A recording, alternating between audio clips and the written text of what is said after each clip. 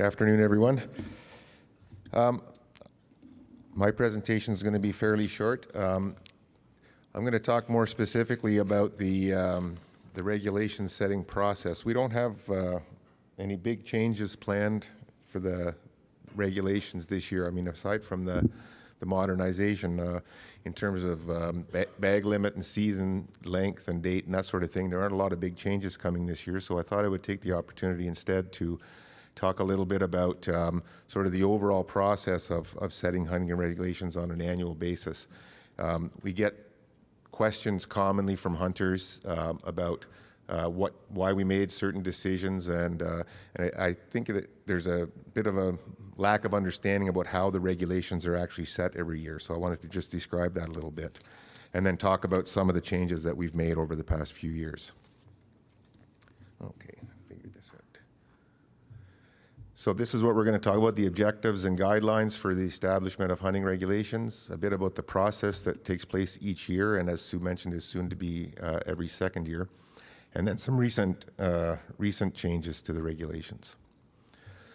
I don't want to go through all of these points. I don't expect you to read them all, but some of the main guiding principles, and these are all published on the Canadian Wildlife Service website, so you can go and take a look and see what the guiding principles are, the principles that we base our decisions on.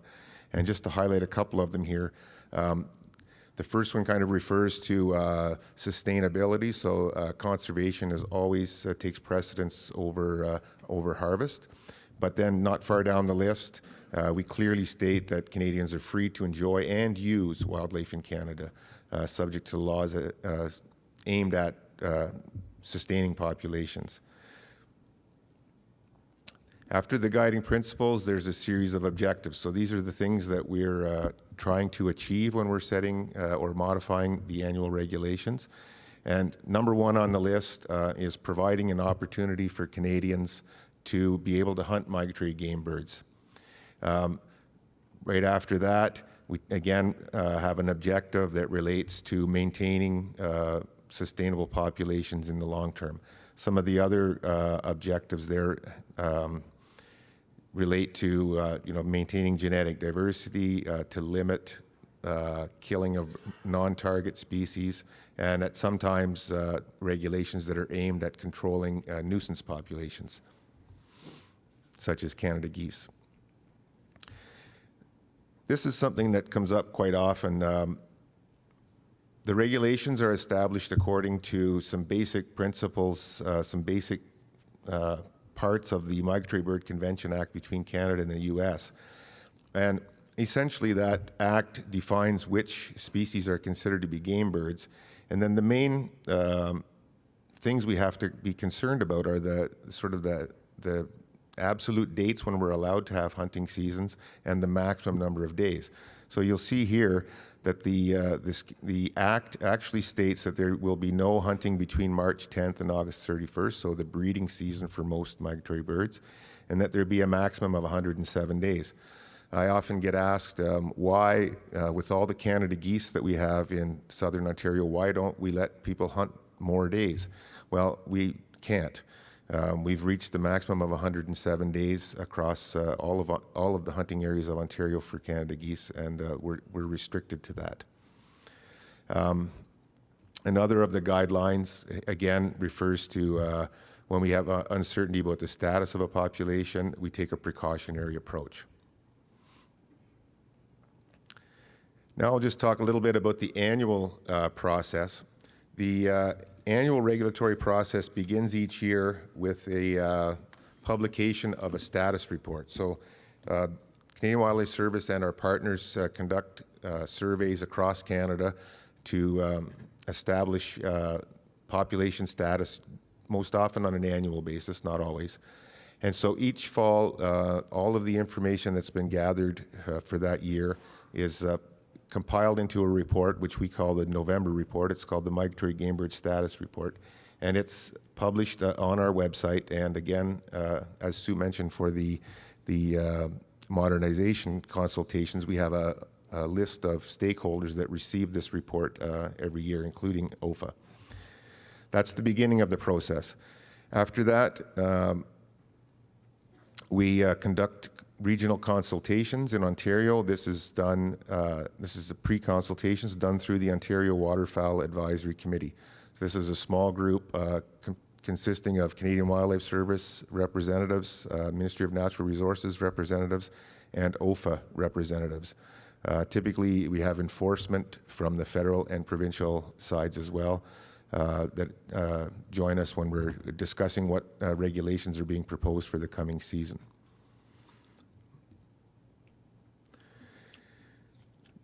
So I'll just go back. So this is actually the first opportunity for folks like yourselves to provide input in the formal process for changing the regulations. So if you have ideas, things that you want to see changed in the regulations, you can provide those to the Federation representative on the Ontario Waterfowl Advisory Committee, and they will bring them to the table for discussion.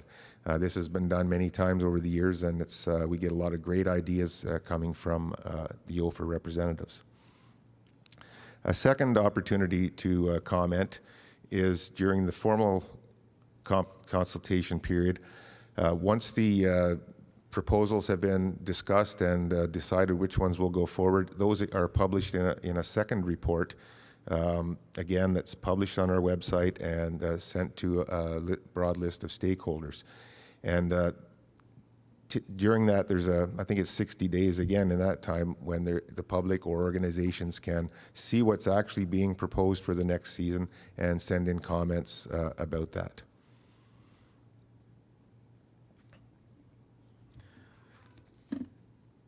Oh, let's go back. I'm getting ahead of myself again. We do receive comments in a lot of different ways. They commonly come through the OFA representation on the Ontario Waterfowl Advisory Committee.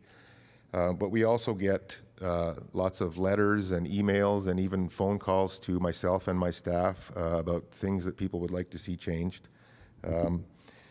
We get, sometimes folks will submit a letter or a note when they're sending in their harvest survey information. That those of you that are waterfowl hunters will have at some point probably received a waterfowl harvest survey or migratory game bird harvest survey and submitted either a survey questionnaire or wings from the birds that you shot. People will send us letters along with those. All of the comments that we receive are taken into consideration. Not all of them are acted on. Certainly if we get an idea from one person, it's taken into consideration, but it doesn't have the weight of something that's maybe coming from the Federation through the representation on the committee. Nevertheless, all comments are considered.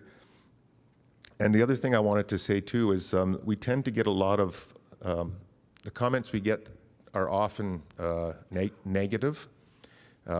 It's normal, it's human nature to complain about the things you don't like. But it's very nice to sometimes receive comments about the things we've done right as well.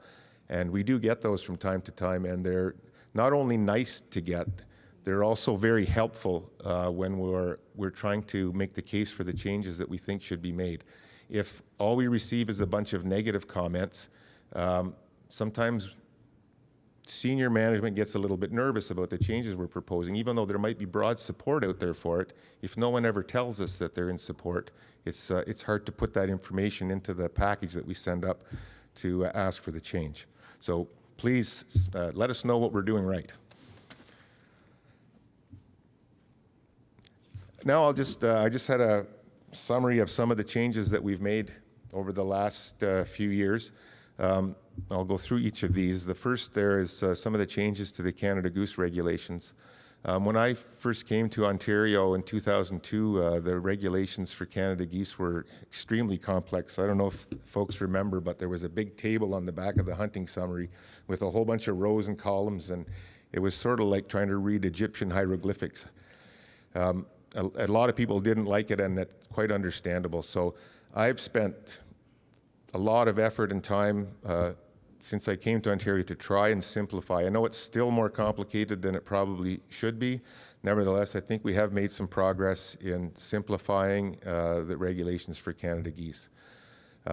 We've increased daily bag limits during special seasons in early September and in late winter, and but we still do have some restrictions for Canada geese, and those at least are going to stay there at least for the foreseeable future, because we do have to deal with different populations, and we're trying to maintain sustainable populations of northern breeding birds. In 2006, we expanded Sunday hunting and have continued to do so. I won't try to take credit for that. That was certainly a Ministry of Natural Resources initiative and municipalities, but Canadian Wildlife Service did get on board immediately when the idea was proposed, and we have been able to expand Sunday hunting throughout much of southern Ontario now. In 2008, we went to generic open season dates. Another criticism that we've had in the past is that people weren't able to predict from one year to the next what the opening day was going to be.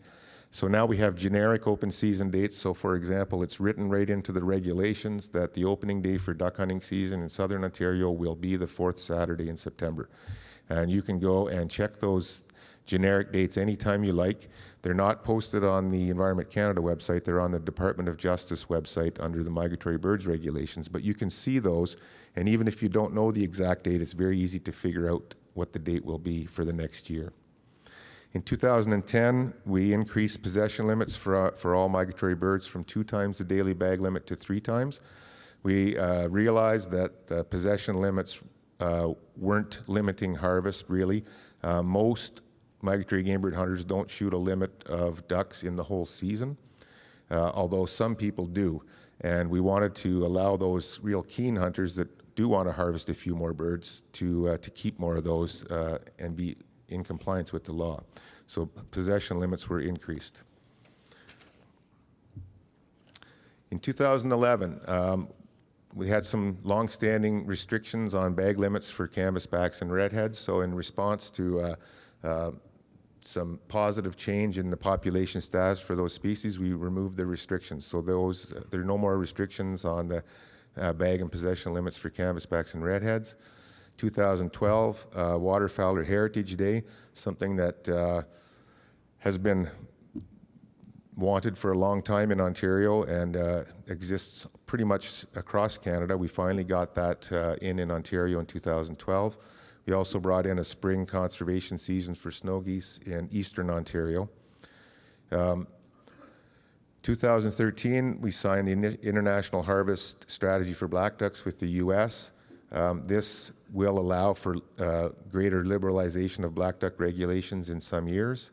And in 2013, of course, the first morning dove hunting season in Ontario since the 1950s. I think as a result of all these, what I would consider positive changes, we have started to see a sort of a sustained reversal in the decline in hunting permits that are sold in Ontario. We reached a peak in the mid-70s, and the number of migratory game bird hunting permits declined pretty steadily from that time right up until the middle of the 2000s. And I think the turnaround seemed to start when Sunday hunting came in. I think it has had a real positive effect on getting young people out there hunting, people that just don't have time through the week if they're working or going to school. And some of these other changes may also be helping because we're seeing more of a sustained recovery in the number. It's going up slowly, but at least it is going in the right direction now. So for the coming year, like I said earlier, not very much changing. We are going to move to a stabilized regulations for 2 years periods. So although this takes away a little bit of flexibility in changing bag limits from year to year, it does give people more certainty about what the season's going to be in the coming year.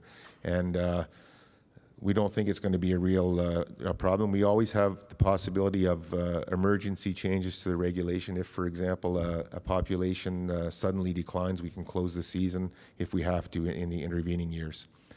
And the only other real change will be the removal of a few more restrictions on Canada goose bag limits in some WMUs in Northern Ontario. So that's what's planned. Here I've just got some links to some of these things I referred to. I don't expect you to try and copy these down. I can make them available to Greg and someone. If you want to, they can be circulated or posted on the OFA website. The one on the very bottom might be the most important one. It's a new email address that we have set up to receive comments about the hunting regulations. So I would certainly recommend that everyone write that down somewhere and have it on hand. If you do want to send us a comment, that's where we'd like to receive them. And with that, I'll stop, and Sue and I can take any questions that you might have.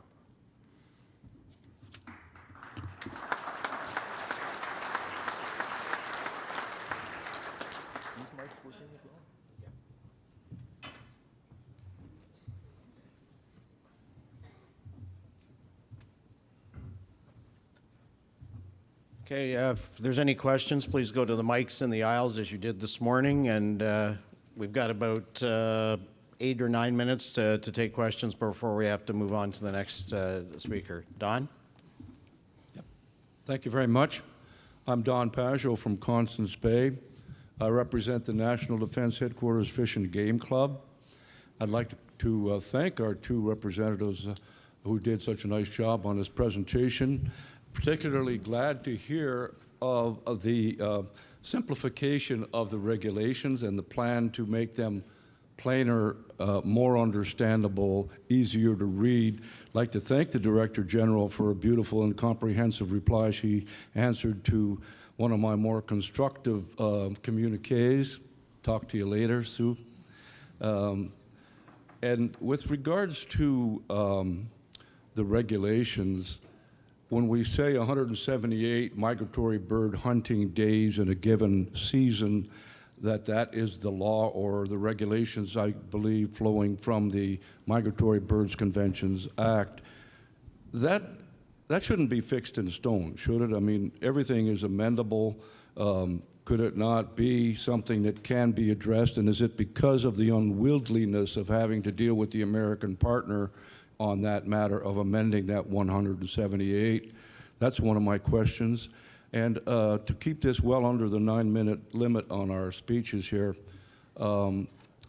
great work on bringing back the regs with regards to the canvasback duck and the redhead. Really, that is a big gain over the last few years. If we can achieve that kind of progress with the black duck, that will be great. I want to thank you both for your fine presentation. Either one of you want to? Thanks. Go ahead. Yeah. So the 107 days is it's a limit that has been there since 1916 in the convention between Canada and the U.S. And I think most people would agree that it has served us very well so far. And I think there'd be a lot of reluctance to changing that. Not only that, it would require renegotiating an international agreement, which is a very long, arduous process, and then amending a federal act, which again is a fairly arduous process. There has been one situation where we've gotten around that, and that's the case of overabundant species. So snow geese and Ross geese, which are formerly overabundant, and we are having spring conservation seasons which are above and beyond the 107 days. So there is a mechanism under certain circumstances to go around that. So I would be very surprised to see it changed. Okay, thank you. Wally? I have one comment and one question, and my comment would be on Sunday hunting. It was the Ontario Federation of Anglers and Hunters that initiated Sunday hunting, not MNR. My question is on kill permits. As it is now, I believe that if a farmer gets a kill permit and has me go in as a mentor for him, that those birds have to stay in the field and cannot be harvested. Am I right or wrong on that? That's correct. Could that be changed, because it's sure a waste of a lot of birds? It's a possibility. The intention there is, particularly when it comes to protecting crops, the intention is to leave the birds in the field as a deterrent to other birds. So that's why, the main reason why we ask that they be left there. We also don't want there's definitely a possibility of abuse here. If we allow those birds to be taken back to the person's residence, we could potentially get applications for damage permits that would just allow people to go hunting. And we have to be careful here with public perception that we don't just allow people to go hunting in spring by simply asking for a damage permit and thus circumventing the normal closed season periods. It's a tricky thing. I understand people don't like to see those birds being wasted. I'm a hunter too, and I don't like it either, but it's not a simple answer. No? Alan? Alan Fennel. I'm Ontario Federation of Anglers and Hunters, Zone E Secretary Treasurer from Kennington, Ontario. That's up near Lindsay. And I just want to say that if you move forward on what seems to be an appetite towards allowing me to donate harvested migratory birds to food banks and or fundraisers, that will encourage more days for me to be out in the field on migratory birds. So I really encourage you to move forward on that. As Jack asked for, I'm giving you positive feedback. Thank you. Do you want to comment on that, Sue? Or do you want to say anything? No? Want to comment? Martin, last question. Oh, sorry, Sue's going to follow up on that. I just want to say thank you for the positive comment.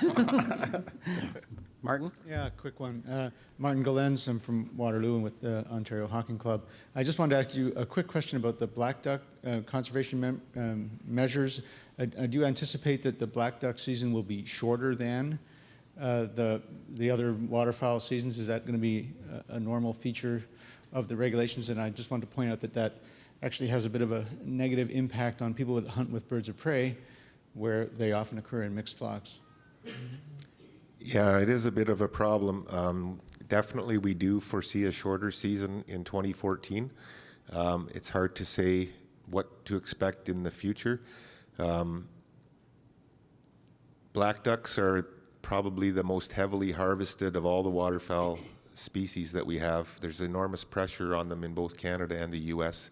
In fact, it's the only waterfowl species that Canada actually takes about 50% of the harvest. For most other species, Canada harvests 10 or 15 or 20% of the continental harvest, so for mallards or something like that. But in the case of black ducks, we do have the potential in Canada to harvest more than half. And so there's an international agreement between Canada and the U.S. to allow both countries to have access to those birds. And unfortunately, it's going to mean that there will be at least periodically restrictions on their harvest, including shortened seasons. So it's hard for me to say from one year to the next what's going to happen. It's always based on the surveys that are done and the status of the species in any given year. But in 2014, we do expect a shorter season. Thanks, Martin. Well, seeing no more questions and trying to stay on time this afternoon, we'll bring this session to a close, but I want to do so by thanking both Sue and Jack, who are both well known to this federation and whom we have a lot of interaction with, to thank them for being here today, for both coming from Ottawa to do this.